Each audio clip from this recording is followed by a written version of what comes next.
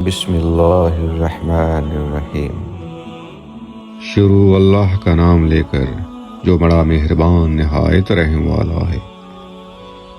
حضرت سیدنا عبداللہ بن حذافہ رضی اللہ تعالی عنہ کو رومیوں نے قید کر لیا اور اپنے بادشاہ کے پاس لے آئے۔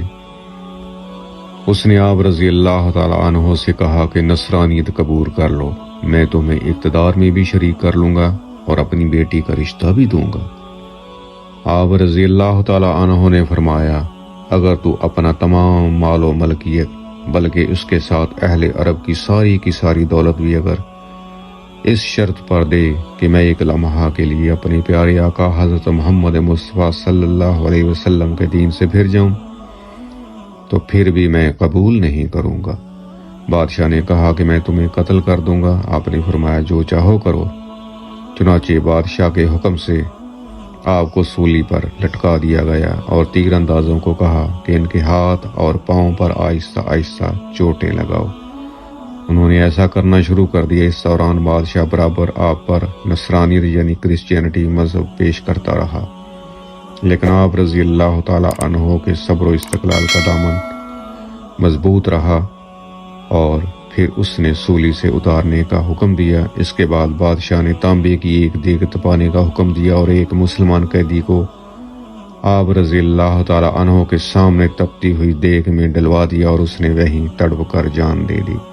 اس کے بعد پھر بادشاہ نے کوشش کی کہ یہ نصرانیت یعنی کرسچینٹی مذہب قبول کر لیں، لیکن آپ نے صاف انکار کر دیا۔ آخر بادشاہ نے آپ رضی اللہ تعالی عنہ کو بھی گرما گرم دیگ میں ڈالنے کا حکم دے دیا۔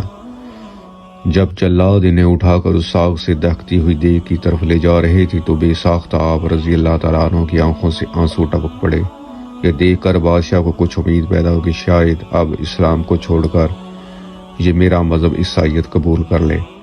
اس نے واپس لانے کا حکم دیا۔ رونے کی وجہ پوچھی، لیکن آپ نے فرمایا کہ مجھے رونا اس بات پر آیا کہ میری صرف ایک ہی جان ہے جسے آگ میں ڈالا جا رہا ہے۔ کاش میرے پاس اتنی جانیں ہوتی جتنے میرے جسم پر بال ہیں اور میں سب کو راہ خدا میں قربان کر دیتا۔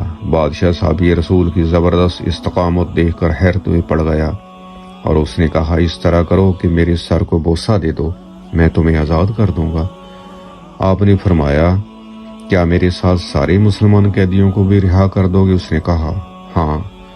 چنانچہ آپ رضی اللہ تعالیٰ عنہ نے اس کے سر کو چوما۔ بادشاہ نے آپ رضی اللہ تعالیٰ عنہ کو اور تمام مسلمان قیدیوں کو آزاد کر دیا۔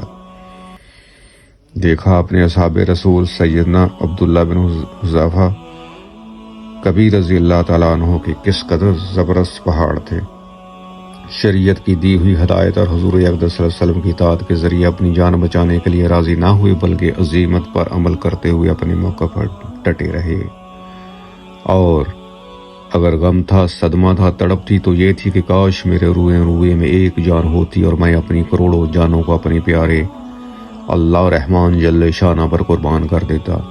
پھر جب عزیمت پر قائم رہتے ہوئے جان بچانے کی صورت درپیش ہوئی تب بھی فقط اپنی فکر نہ کی بلکہ مسلمانوں کی زبردست خیر خواہی کی مثال قائم کرتے ہوئے سارے ہی مسلمان قیدیوں کی رہائی کی ترغیب فرمائی۔ اے اللہ ہم سب کو صحابہ کرام اور اہل بیت جیسی استقامت عطا فرما، آمین۔